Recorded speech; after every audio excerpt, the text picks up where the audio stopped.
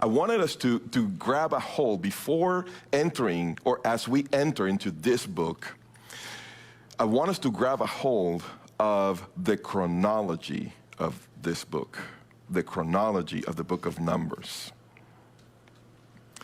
It is extremely important as you read the book so that you don't get lost, so that you don't fall asleep, so that you don't doze off.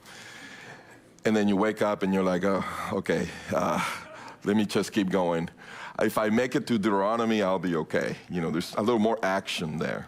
But this book, this book's a little different. It's a little, but I think if you understand the chronology, you're going to be amazed at how you can really follow along how the book is put together. So we're going to work on this first and foremost. And then I'm going to tell you what we're really talking about at the end. So follow with me. We're going to be beginning Exodus 19. So we're going to talk about chronology. Exodus 19. We were celebrating Shavuot just a couple of weeks ago. Exodus 19, it says, verse 1, in the third month after the sons of Israel had gone out of the land of Egypt, on that very day they came into the wilderness of Sinai. So they come into Sinai the first day of the third month, in the third month after they came out of Egypt. So the next chronology item that we read is actually at the end of the book, chapter 40. So in chapter 40, verse 1, we read, then the Lord spoke to Moses, saying, on the first day of the first month, you shall set up the tabernacle of the tent of meeting. Now, think about this. When they left, that was the first month, and it was the 14th, right? Passover. So they left on the 14th of the first month. That's the first year. So they arrive at Sinai on the third month, the first day of the third month. So just a month and a half later, because they started out right in the middle of the first month. So they arrived there, and then in chapter 40, it says that on the first day of the first month, what does that tell you? A whole year has passed. So they are back at the first month, the first day of the first month. Now we're in the second year. That's the end of Exodus. So at the end of Exodus, we have waited at Sinai an entire year. Exodus 40, verse 17. We just read verse 1 and 2. Verse 17 now, it says, now in the first month of the second year, now if you need a confirmation, here it is, of the second year, on the first day of the first month, the tabernacle was erected. So that's the end of Exodus. We're going to come back to, actually, we're going to scroll down to verse 34. Same chapter, Exodus 40, verse 34. It says, then the cloud covered the tent of meeting, and the glory of the Lord filled the tabernacle. Moses was not able to enter the tent of meeting because the cloud had settled on it, and the glory of the Lord filled the tabernacle. He could not go in. This is phenomenal. And this is the first day of the first month, year 2, right? The first day of the first month. On the 14th of that month, you're going to celebrate Passover. But on the first day, I'm going to give you a little bit of an aside here. On the first day of the first month, it's also an anniversary. This is the anniversary of the glory of God coming down to dwell in the tabernacle. This is the anniversary of God himself coming to tabernacle with Israel. Amen. Do you know of any other moment in which God came to tabernacle with man? It's called the incarnation. Friend, Yeshua most likely came to this earth on that day, or or was born here on earth on that day. This is the day in which the glory of God comes to dwell with man. The day of God himself tabernacling among us. All right, I'm going to leave you there. I know your head is like, it's okay. If you have questions, you can come talk to Mark afterwards. Mark is one of our elders, so. All right. But I want you to hold that thought right there, because these are actually the last two verses of Exodus. All right, let's read them again. Verse 34 and 35.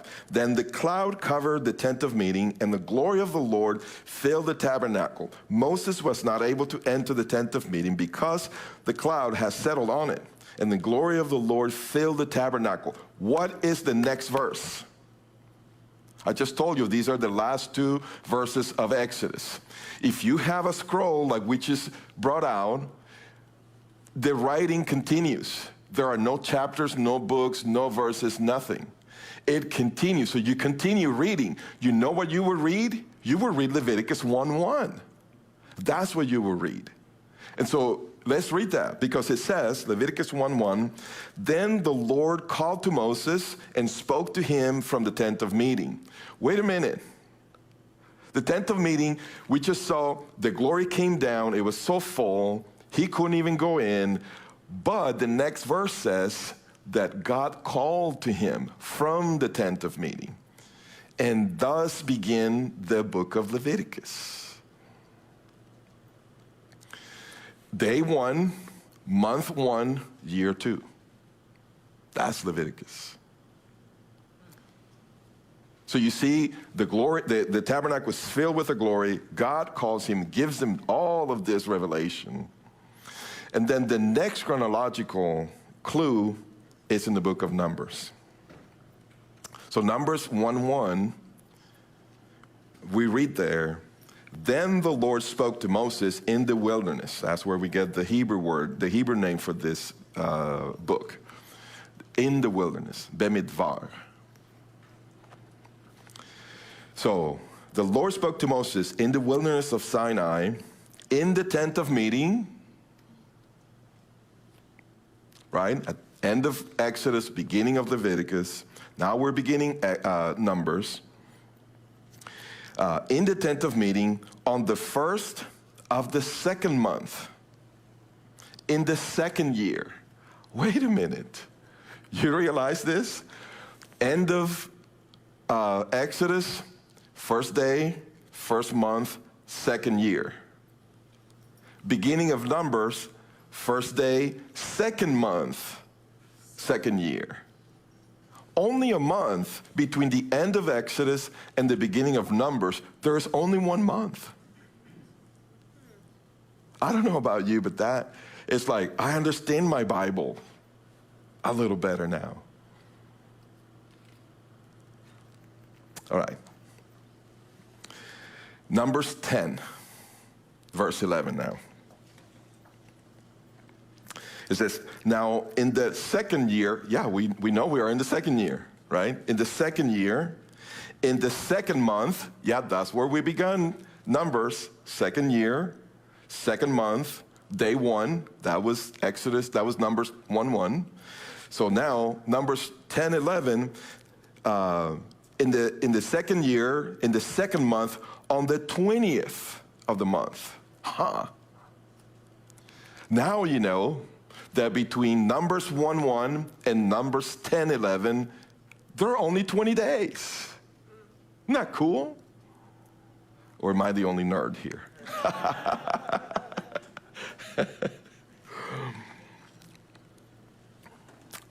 So, second year, in second month, on the 20th of the month, the cloud was lifted from over the tabernacle of the testimony. And the sons of Israel set out on their journeys from the wilderness of Sinai. So you have a whole setup the first 10 chapters of Numbers, but it only lasted 20 days. So after these 20 days, then the cloud is going to lift up and they're on their way. I want us to go back a little bit, back to Exodus 40. Because Exodus 40 gives us the whole time in one shot. Exodus 40, we are year 2, day 1 of month 1. And it's going to tell us again, we just read it, right? It's going to tell us that that's when the glory came down. But it's also going to tell us about the cloud lifting up.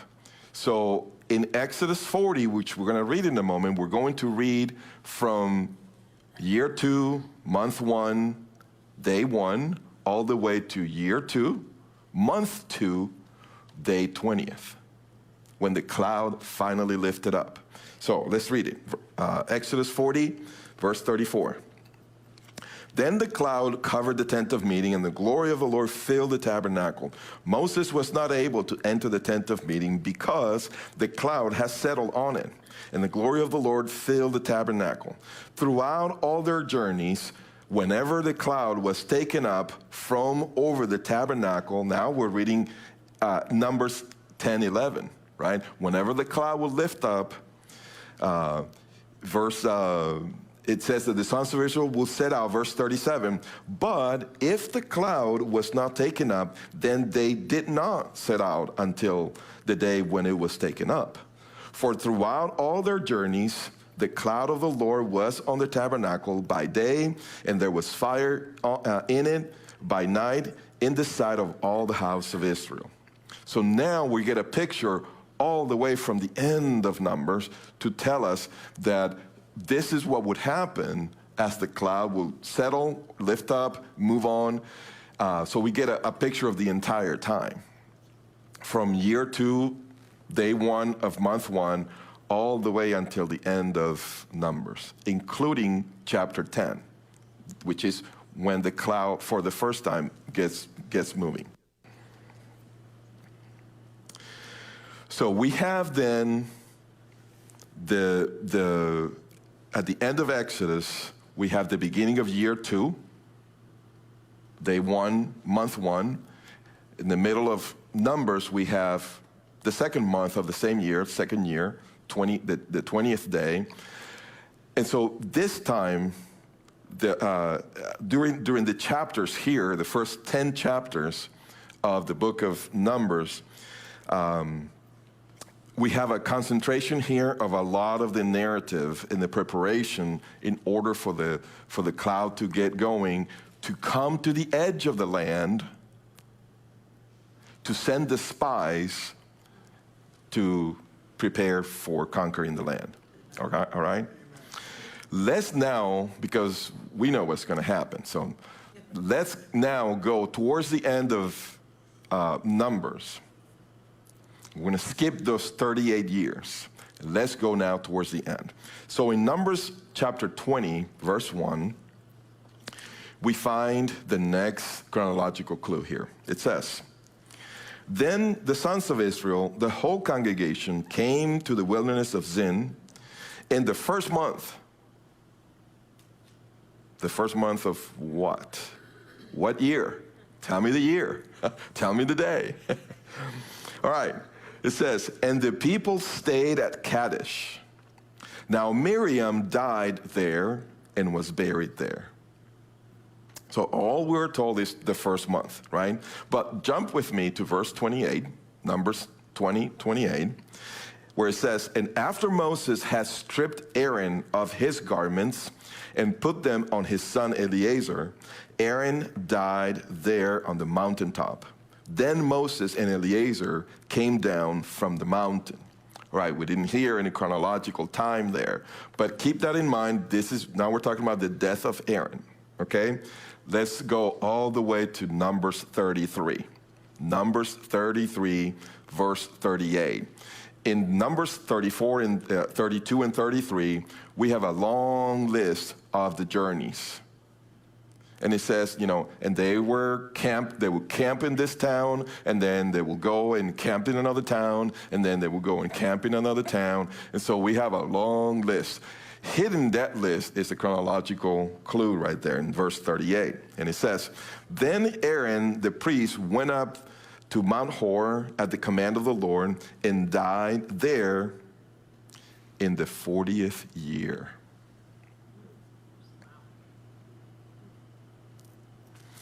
The 40th year after the sons of Israel had come from the land of Egypt, on the first day of the 5th month. That's when Aaron died. So what we have then is that Numbers 10, when the cloud for the first time gets them moving, that was the 20th day of the 2nd month of the 2nd year. We just go 10 chapters to chapter 20, and that's already year 40. That's a lot of time in just a few chapters.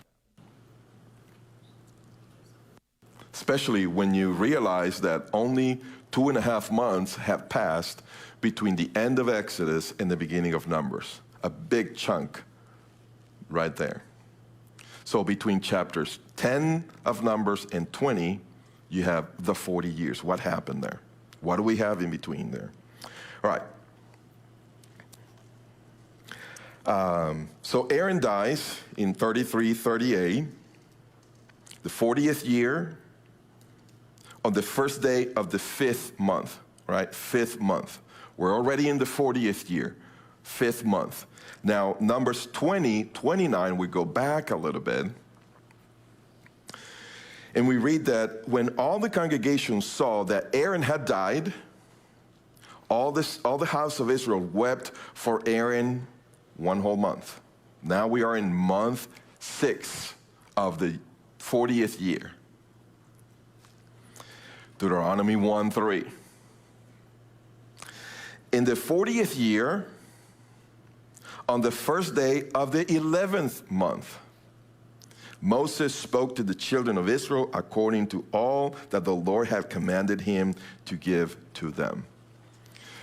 So now we know between the death of Aaron, we have basically at the end of the 6th month, right? He died in the 5th month, the beginning of the 5th.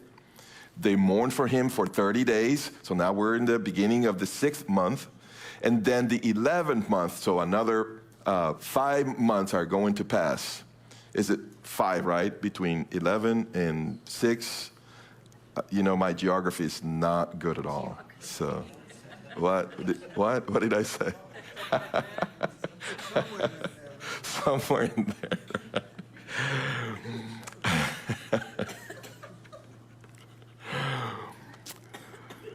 So, the 40th year, the 11th month, that's when we have the beginning of Deuteronomy. And guess what?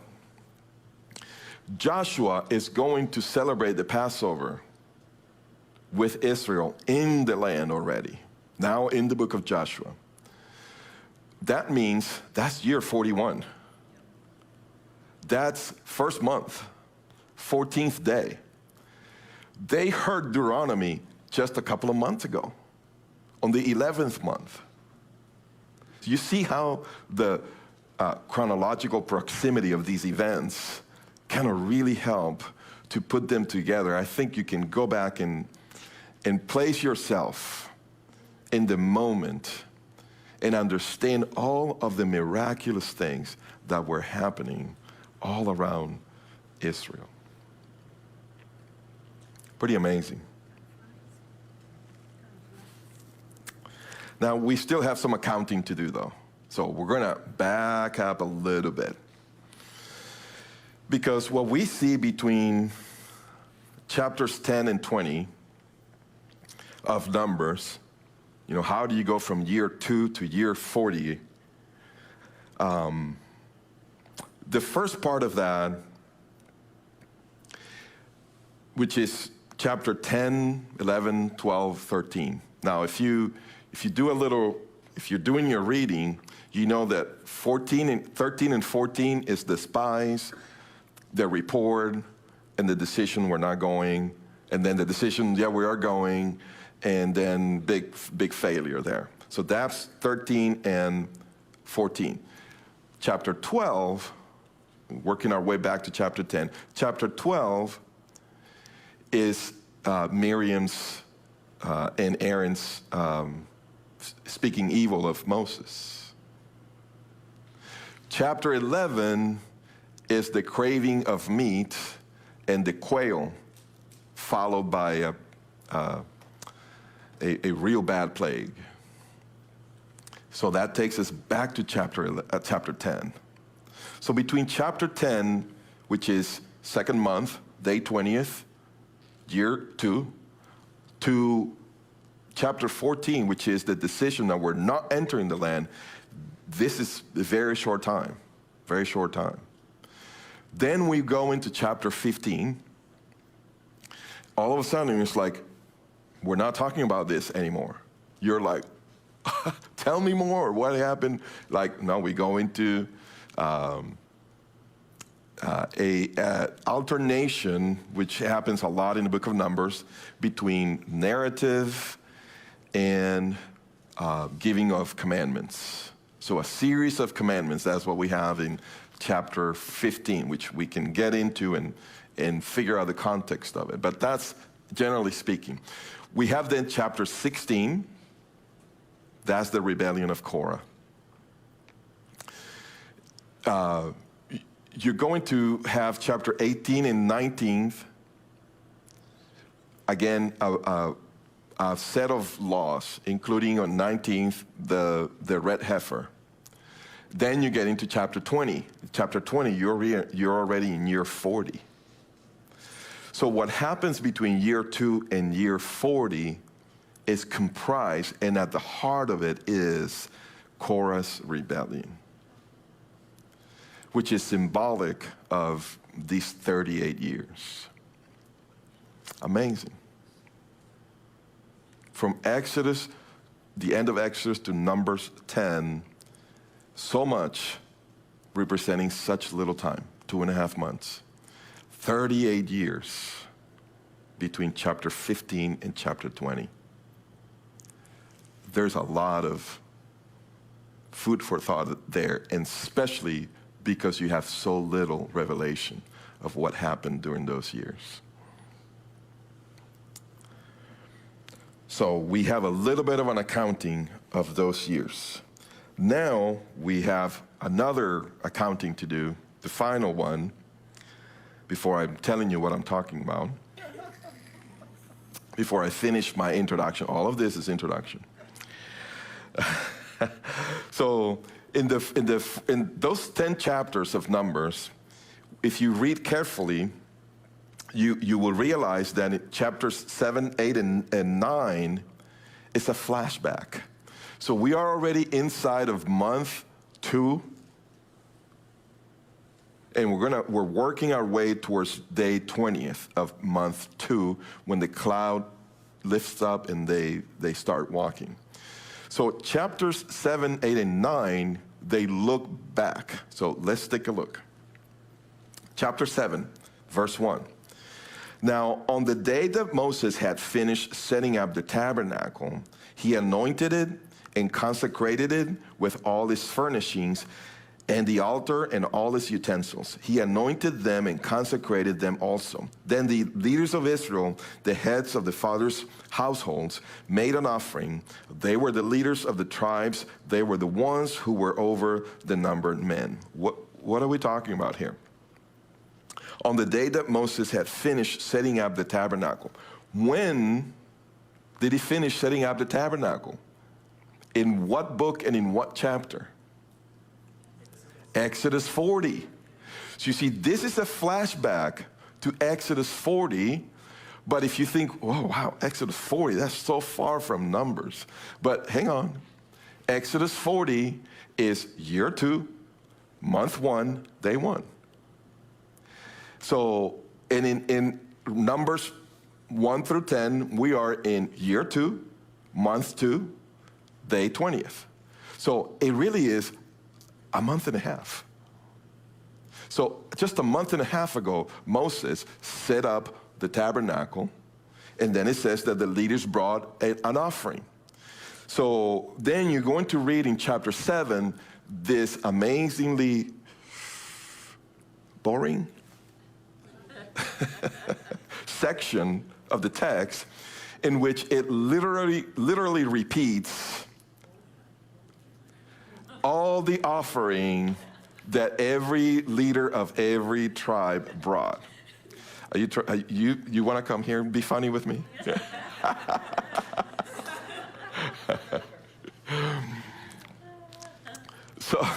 So it really is, it's like copy and paste, but change the name of the leader and the tribe, right?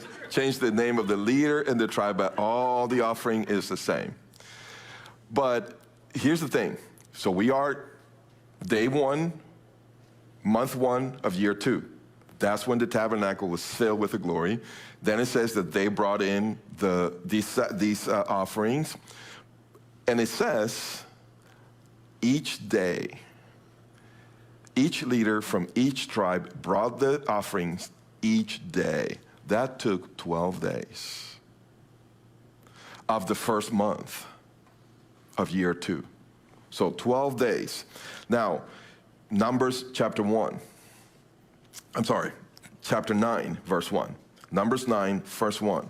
It says, "Thus the Lord spoke to Moses in the wilderness of Sinai in the first month of the second year after they had come out of the land of Egypt, saying, now let the sons of Israel observe the Passover at its appointed time." What day of the first month? The 14th. So they started out with these offerings on day 1, took 12 days. 2 days later, they're celebrating Passover. 2 days later. So chapter 9 is also a flashback to the first month. So again, Numbers 1 through 10 is the second month. But inside of it, we have these 3 chapters looking back to month 1. And so they're looking back at the 12 days when they brought these offerings, and then on the 14th day when they celebrated the Passover. Verse 15 of chapter 9, Numbers 9:15. Now, on the day that the tabernacle was erected, we know this day, year 2, month 1, day 1. On the day that the tabernacle was erected, the cloud covered the tabernacle, the tent of the testimony, and in the evening it was like the appearance of fire over the tabernacle until morning. Verse 16. So it was continuously. The cloud would cover it by day, and the appearance of the fire by night. Whenever the cloud was lifted from the tent, afterwards the sons of Israel would then set out. And in the place where the cloud settled down, there the sons of Israel would camp. Verse 22, same chapter. Whether it was 2 days or a month or a year that the cloud lingered over the tabernacle, staying above it, the sons of Israel remained camped and did not set out. But when it was lifted, they did set out. Did you read that? Did you read the amount of time? Whether it was 2 days or a whole month or a whole year. This is a look from the end of Numbers. We have 38 years. So there were times when the cloud at least remained in one place, at least a year. So, what am I doing here? What is this all about? Besides, it's almost like you're in the presence of some revelation, but you can't quite see it. Okay, Lord, what are you saying? What's the point here in all this? It's not just information. I know this is going to help me read Scripture when I go back home, and I can't wait to start in Exodus and work my way and look at the times. But here's what I want you to walk away with. Because I haven't told you the title of my message today. Oh, yeah. So I have a short version and a long version. I'll give you the short first. If you can put it up on the screen, Mario. I think you did at the beginning, but I did not acknowledge it because I had a plan, but I didn't tell you. So the marriage after the wedding, I already told you that much. The longer title is this: Numbers, the wilderness marriage after the Sinai wedding. The wilderness marriage after the Sinai wedding. There is a marriage after the wedding. And a lot of it takes place in the wilderness.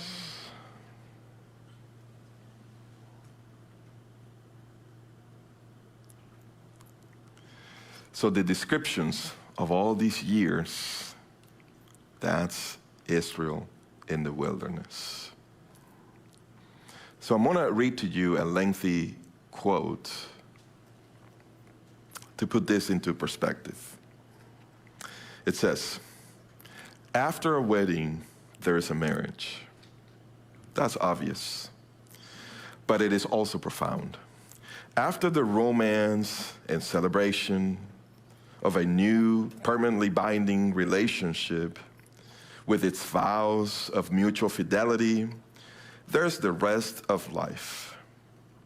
After forsaking all others, to have and to hold, for better or for worse, in sickness and in health, until death do us part, after all that, we find out what these words mean through the joys, sorrows, mistakes, and successes of faulty human beings living together in an imperfect and sometimes brutally challenging world.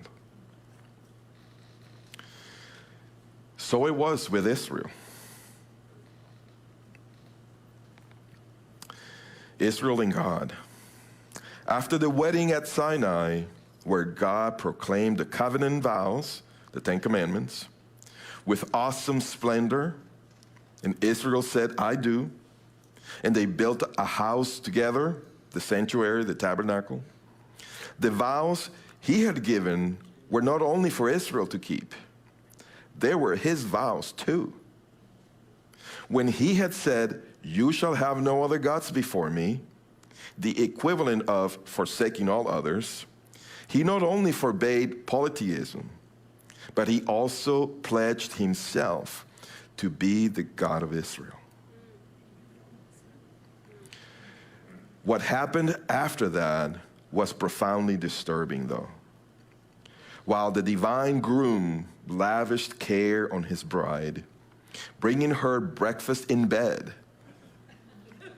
the manna, protecting her from danger, poisonous snakes in the Sinai Peninsula, and literally hovering over her in the Shekinah cloud, she grumbled about the food, blamed his appointed representative, Moses, when anything went wrong, and kept saying that she would rather return to the abusive home that she had left in Egypt to find a different husband.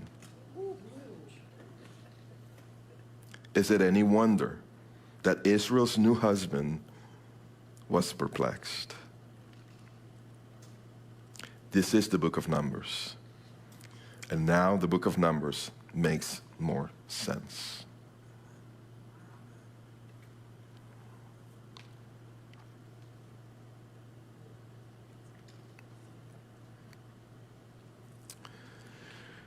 I want to focus on just one little portion of this quote. This quote is, by the way, by a scholar named Roy Gain in his NIV application commentary in the book of Leviticus and Numbers. I want to focus on just one portion of this to conclude. And it is the fact when he says, returning to the abusive home that she had left in Egypt.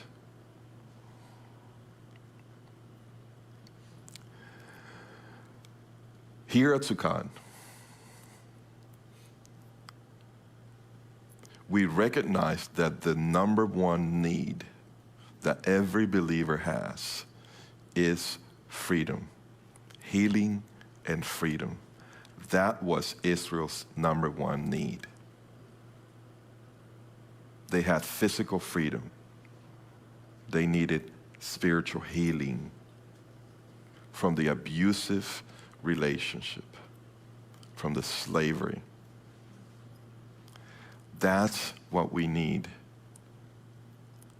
in our society today.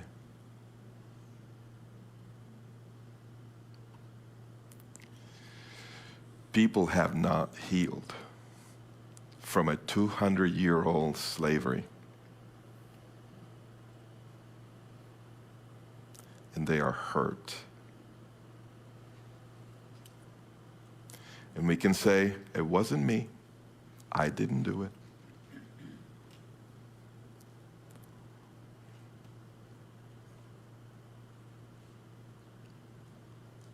But we are the ones here today. And we have inherited invisible attitudes, unspeakable prejudice that we must undo. And this is the time. This is the time. This will make us better. We need not be afraid. I know there are voices that take this too far. And we don't have to agree with those voices.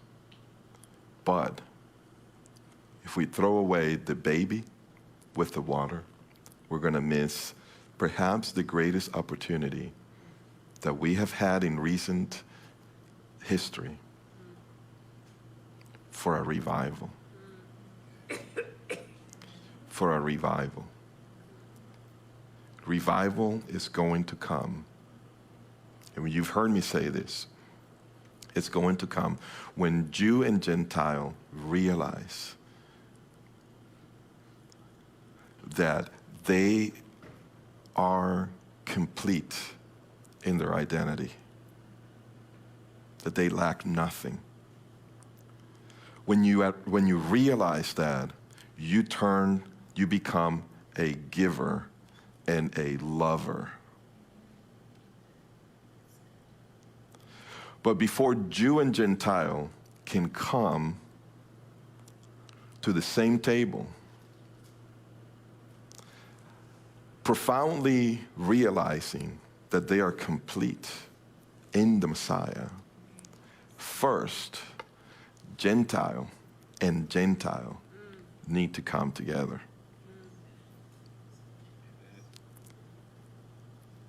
In healing,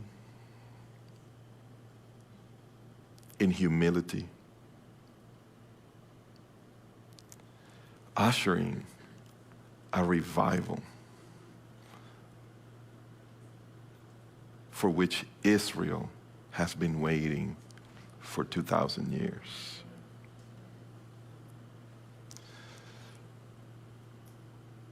Gentile believers need to start this.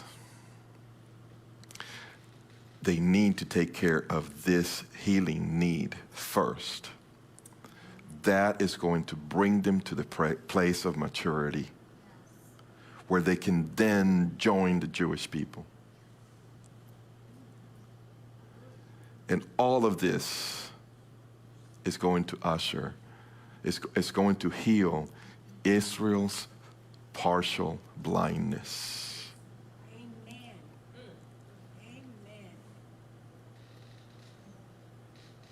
This is a huge responsibility that we have. That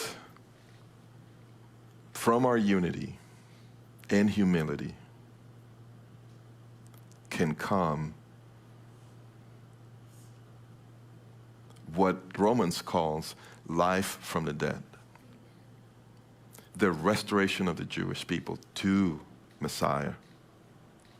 It depends on racial relations in 2020, really? You know what I would say? That's easy. That's not hard to do. You know, when you think of when will the Jewish people see Messiah? And if they tell you, okay, here's what you need to do to bring that about, go and reconcile with your brother. And you will say, what's the connection? Just do as I'm telling you. Just do it. That will bring tremendous reconciliation to the world. We cannot go back and hide in the former home in which there was abuse, spoken or unspoken, understood, hidden, unaware. We are God's bride. And we get married and we go into a marriage. We think the wedding is the marriage. We think everything is going to be as good as the wedding was. But this marriage goes into the wilderness, because the wilderness will reveal my need for healing and freedom. And when I find that healing, then this blessed marriage flourishes.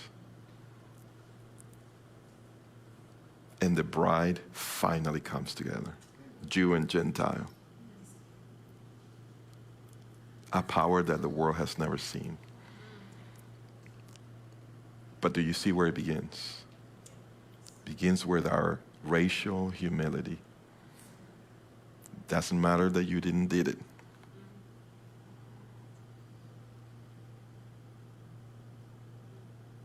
It's our country.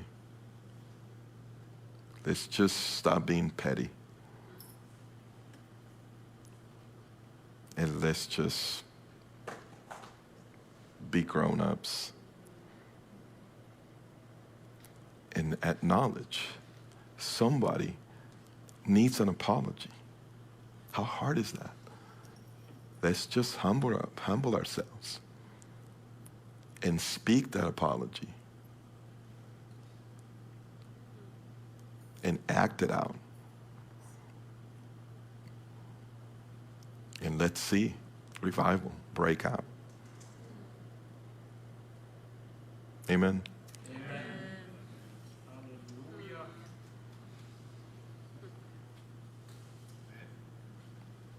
I don't know where this is going to go, but I feel the cat is out of the bag here at Sukkot.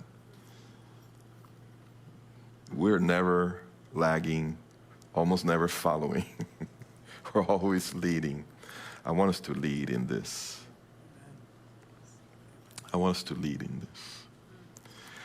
Listen, we have a whole continent. You guys can come and help us. We have a whole continent waiting for us to show them a model. And when I say us, I mean Sukkot. For us to show them a model of what it is to love people, because we're going to ask them to love a group of people that they don't want to love. I'm talking about Europe. I'm talking about Europe loving the Jewish people. We have a mandate. We have a presence already. Next Friday, we begin live services. Sukkot, Netherlands. Our very first daughter. A Sukkot congregation in the Netherlands that we are planting, because we have a message for Europe. Reconcile with the Jewish people. Amen. But how can we say that and have this gapping, obvious log in our eye? We've got to take care of this at home first.